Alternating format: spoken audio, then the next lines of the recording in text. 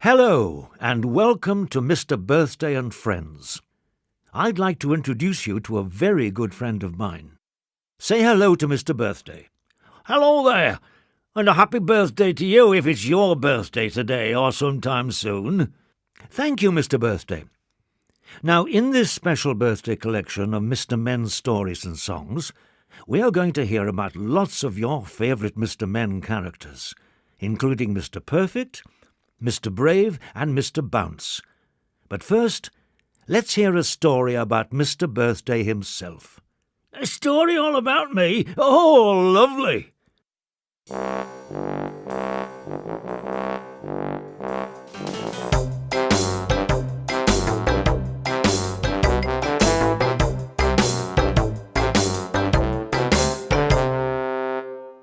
Mr. Birthday by Roger Hargreaves. The very best thing about birthdays, as far as Mr. Birthday is concerned, is birthday parties.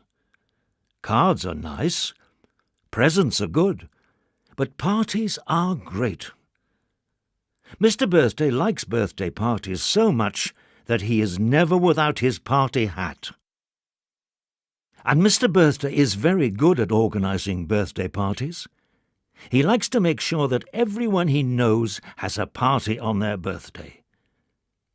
In just the last 3 weeks, he has organised a party with 2 cakes for Mr. Greedy. 1 cake for all the guests, and 1 for Mr. Greedy. A party with silly hats for Mr. Silly, because Mr. Silly is silly. And a party with no balloons for Mr. Jelly, because Mr. Jelly is scared of balloons, in case they go pop. This week, Mr. Birthday organised a very happy birthday party for Mr. Happy.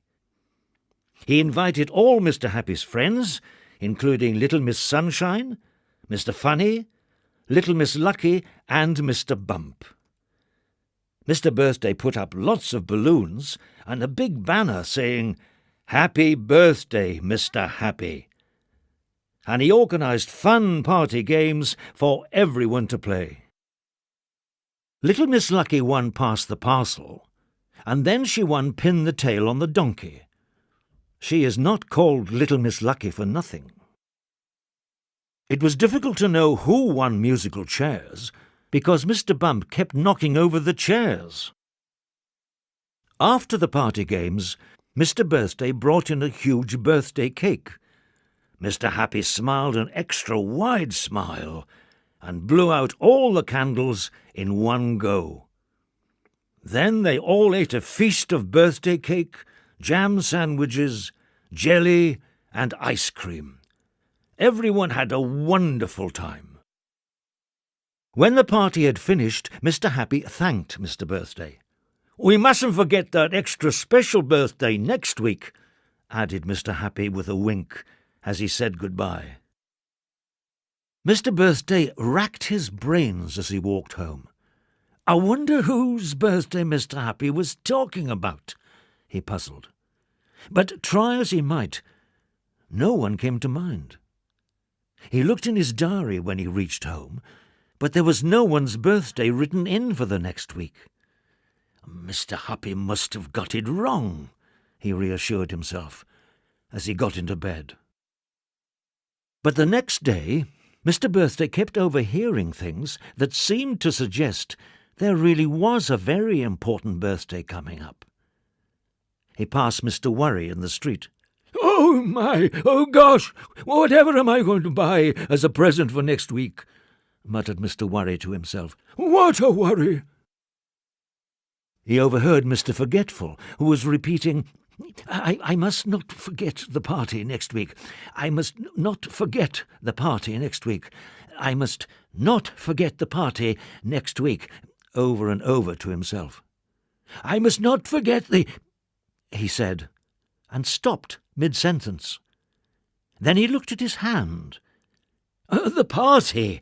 I must not forget the party next week." Poor Mr. Birthday was distraught. How could there be a birthday and a birthday party he knew nothing about? The following day he decided that he would just have to go and ask Mr. Happy. Mr. Happy smiled an even wider smile than usual when Mr. Birthday admitted that he did not have a clue whose birthday they were all talking about. "If you come back at 3 o'clock on Tuesday, then I will tell you whose birthday it is," said Mr. Happy.